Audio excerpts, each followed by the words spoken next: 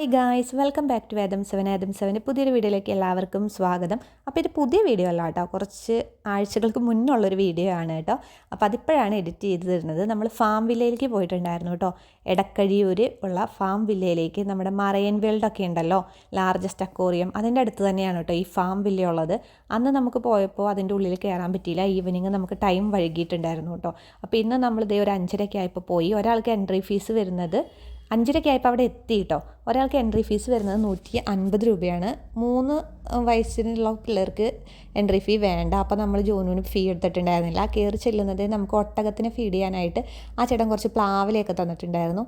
പിന്നെ അതേ ഇവിടെയുള്ള കുതിരയ്ക്കും കഴുതയ്ക്കൊക്കെ കൊടുക്കാൻ വേണ്ടിയിട്ട് കുറച്ച് പുല്ലും തന്നിട്ടുണ്ടായിരുന്നു കേട്ടോ. അപ്പോൾ നമുക്ക് മൃഗങ്ങളെ കാണാം, ഫീഡ് ചെയ്യാം, അവരെ തൊടും എടുക്കുകയൊക്കെ ചെയ്യാൻ പറ്റും കേട്ടോ. ചിലതിനൊക്കെ നമ്മുടെ കയ്യിലൊക്കെ വെച്ച് തരും.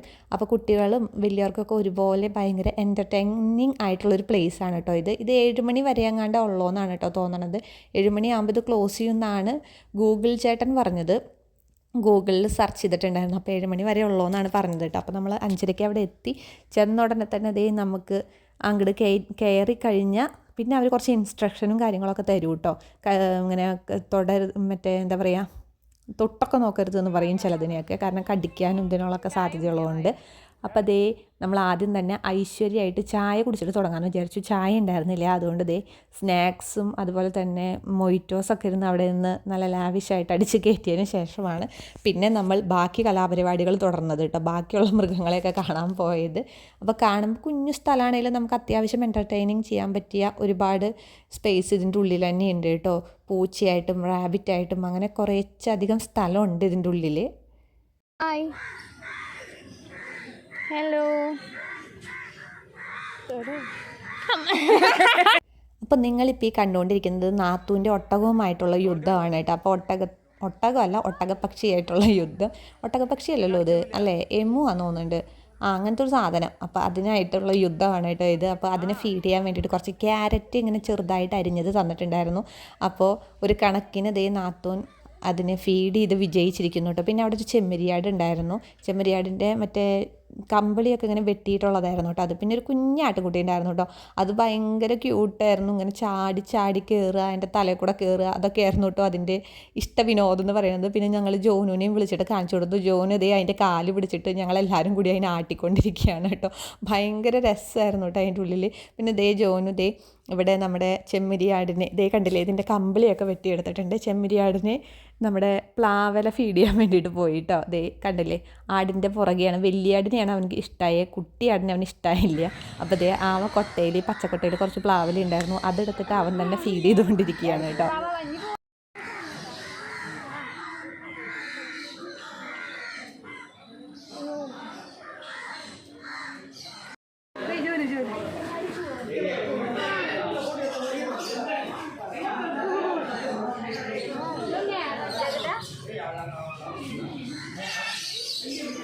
ഇപ്പം നമ്മൾ എടുത്തുകൊണ്ടിരിക്കുന്നത് ഗിനിപ്പന്നികളെയാണ് കേട്ടോ. കുഞ്ഞ് എലി പോലെ ഉണ്ടാവില്ലേ, നല്ല ക്യൂട്ടാണ് കേട്ടോ. അപ്പോൾ അതിനെ നമുക്ക് എടുക്കുകയും അതിനിങ്ങനെ തൊടുവാനൊക്കെ പറ്റും. അതുപോലെ തന്നെ റാബിറ്റും ഉണ്ട് കേട്ടോ. അവിടെ എൻ്റെ കയ്യിലിരിക്കുന്ന റാബിറ്റാണ്.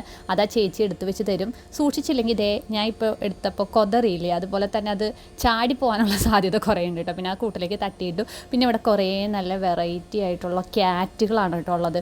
പേർഷ്യൻ ക്യാറ്റ്, അങ്ങനത്തെ കുറേ ക്യാറ്റ് നമ്മൾ ഇംഗ്ലീഷ് സിനിമകളിലൊക്കെ കണ്ടിട്ടില്ലേ, അതുപോലെ നല്ല നല്ല ഭംഗിയുള്ള നല്ല ഇങ്ങനെ പഞ്ഞിക്കെട്ട് പോലെ ഇരിക്കുന്ന ക്യാറ്റുകളുണ്ട് കേട്ടോ. അതെ, ഞങ്ങൾക്ക് എല്ലാവർക്കും ഇഷ്ടമായത് ഈ ഒരു ഐറ്റത്തിനെയാണ് കേട്ടോ.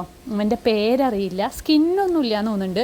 നോർമൽ ഈ തൊപ്പയൊന്നും ഇല്ലാണ്ട് നോർമൽ സ്കിന്നായിട്ട് കാണില്ല, അങ്ങനത്തെ ഒരു പൂച്ച. പിന്നെ അതേ പേർഷ്യൻ ക്യാറ്റുകളാണെന്ന് തോന്നുന്നുണ്ട്. ദേ ഇതും അവിടെ അതിൻ്റെ അപ്പുറത്തൊക്കെ ഉണ്ട്. അപ്പോൾ എല്ലാവരും അതിനെ കൂട്ടിൻ്റെ ഗ്രില്ലിൻ്റെ ഇടയിൽ കൂടെ തൊട്ടും തലോടിയൊക്കെ ഇരിക്കുകയാണ്. അപ്പോൾ ജോനുവിനോട് അവിടേക്ക് പോകണ്ടെന്ന് പറയാണ് കേട്ടോ. കാരണം ദേ ഇച്ചായൻ അവിടെ ഇരുന്ന് തലോടി ഇതാക്കുന്നുണ്ട് കേട്ടോ.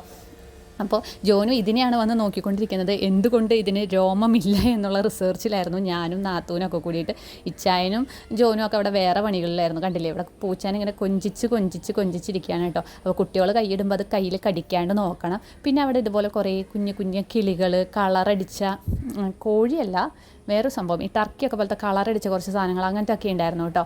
പിന്നെ ഇതൊക്കെ കിളിയുടെ സെക്ഷനാണ്. പിന്നെ നമ്മൾ എത്തിയിരിക്കുന്നത് ഈ പെറ്റ് വേൾഡിലെ തന്നെ, ഈ ഫാം വില്ലയിലെ തന്നെ ഹെവി ആയിട്ടുള്ളൊരു മേഖലയിലേക്കാണ്. ഇഗ്വാന, പാമ്പ്, അപ്പോൾ അങ്ങനത്തെ ഐറ്റംസൊക്കെയാണ് കേട്ടോ അതേ ഇവിടെ. അതുപോലെ തന്നെ ഈ ഈ പറക്കണ ഒരു തരം അണ്ണാൻ പോലത്തെ ഒരു സാധനമില്ലേ, ഇതേ കയറിപ്പോകുന്നത് കേട്ടോ. ഇവനായിരുന്നു അവിടുത്തെ സൂപ്പർ താരം എന്ന് പറയുന്നത്. നല്ല രസമായിരുന്നു, ഇങ്ങനെ പഞ്ഞിക്കെട്ട് പോലെ ഉണ്ടായിരുന്നു കേട്ടോ. എല്ലാവരുടെ അടുത്തും പോകും. ജോനുവിന് ഇതിന് ഭയങ്കര ഇഷ്ടമായി കേട്ടോ. അതിങ്ങനെ നടക്കും അപ്പോൾ ഈ പാമ്പിനെയൊക്കെ നമുക്ക് എടുത്തിട്ട് കയ്യിലും കാലിലും കയ്യിലല്ല കഴുത്തിലൊക്കെ വെച്ചിട്ട് നമുക്ക് ഫോട്ടോ ഒക്കെ എടുക്കാനൊക്കെ പറ്റും, അതിനെ തൊട്ട് നോക്കാനൊക്കെ പറ്റും കേട്ടോ. അപ്പോൾ ഞാൻ ഈ പാമ്പിനെ വീഡിയോ എടുത്തുകൊണ്ടിരിക്കുകയാണ്. ആ കുഞ്ഞ് സാധനത്തിൻ്റെ അടുത്തായിരുന്നു നമ്മൾ ഫുള്ള് കളി. പാമ്പിനെ വെച്ച് നമ്മൾ ഇഗ്വാനേനെ വെച്ചിട്ട് നമ്മൾ ഫോട്ടോയും വീഡിയോ ഒക്കെ എടുത്തിട്ടുണ്ടായിരുന്നു കേട്ടോ. ബട്ട് എൻ്റെ ഫോൺ മാറ്റിയപ്പോൾ അതൊക്കെ മിസ്സായി പോയി. എൻ്റെ റീൽസൊക്കെ ആയിട്ട് ഞാൻ നമ്മുടെ യൂട്യൂബ് ഷോർട്സിലൊക്കെ അപ്ലോഡ് ചെയ്തിട്ടുണ്ട് കേട്ടോ.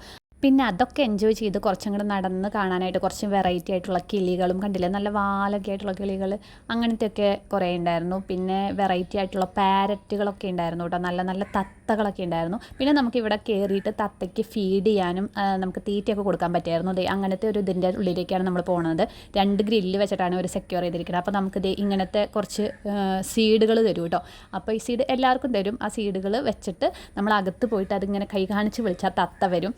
ജോനുവിൻ്റെ കയ്യിൽ മാത്രം അവൻ കുഞ്ഞായതുകൊണ്ട് അവൻ താഴ്ന്ന് കാണിക്കരുത്, തത്തയ്ക്ക് കണ്ടില്ല എന്ന് തോന്നുന്നുണ്ട്. തത്ത വരുന്നേ ഉണ്ടായിരുന്നില്ല കേട്ടോ. ബാക്കി എല്ലാവരുടെ കയ്യിൽ വന്നിരുന്നതേ നല്ല തീറ്റയൊക്കെ ഇങ്ങനെ കൊത്തി തിന്നായിരുന്നു. പിന്നെ തത്ത നമ്മുടെ കയ്യിൽ വന്നിരിക്കുമ്പോൾ അവിടുത്തെ ഇൻസ്ട്രക്ടർ പറയും നമ്മളോട് തത്തേനെ ഇങ്ങനെ തൊടാനോ അങ്ങനെയൊന്നും ചെയ്യാൻ പാടില്ല, തത്ത വന്ന് ഫീഡ് ചെയ്തിട്ട് പൊക്കോളൂന്നായിട്ടാ. പിന്നെ അതേതൊരു വെറൈറ്റി ആയിട്ടുള്ളൊരു തത്തയല്ലേ, നല്ല രസമുണ്ടായിട്ടോ ഇതിൽ കാണാൻ, പച്ചയും വെള്ളയും. അന്ന് നാത്തൂൻ്റെ കയ്യിൽ വന്നിരുന്നതാണ് കേട്ടോ. പിന്നെ ജോനുവിനെ കുറേ ട്രൈ ചെയ്തു അവൻ്റെ കയ്യിലേക്ക് തത്ത വരാനായിട്ട്. അവസാനം ഇൻസ്ട്രക്ടർ കയറി വന്ന ആളുടെ കയ്യിൽ തത്തേനെ വരുത്തിയിട്ട് ആൾ ജോനുവിൻ്റെ കയ്യിലേക്ക് വെച്ച് കൊടുക്കാൻ നോക്കി. അതൊന്നും വർക്കൗട്ട് ആയില്ല. അതിനിടയ്ക്ക് ഇച്ചായിൻ്റെ തലയിലൊരു തത്ത വന്നിരുന്നു. ഇച്ചായിട്ട് തല ഇഷ്ടപ്പെട്ടു തോന്നുന്നുണ്ട്, എവിടേക്കും പോകുന്നുണ്ടായിരുന്നില്ല, നല്ല ഇങ്ങനെ അനങ്ങാണ്ടിരിക്കുന്നുണ്ടായിരുന്നു. അവസാനം ജോന് കൈ വെച്ചിട്ട് ഇങ്ങനെ പൊക്കി പിടിച്ചിട്ട് ഒരു കുറച്ച് നേരം നിന്നപ്പോഴേക്കും അവൻ്റെ കയ്യിൽ തത്ത വന്നിരുന്നിട്ട് ഫീഡ് ചെയ്യാൻ തുടങ്ങി കേട്ടോ. അവന് ഭയങ്കര ഇഷ്ടമായി. അവൻ്റെ കയ്യിൽ ഇങ്ങനെ വന്നിട്ട് ആ സീഡ് ഇങ്ങനെ കൊത്തി തിന്നണം. അവനായിരുന്നു ഏറ്റവും ഹാപ്പി കേട്ടോ.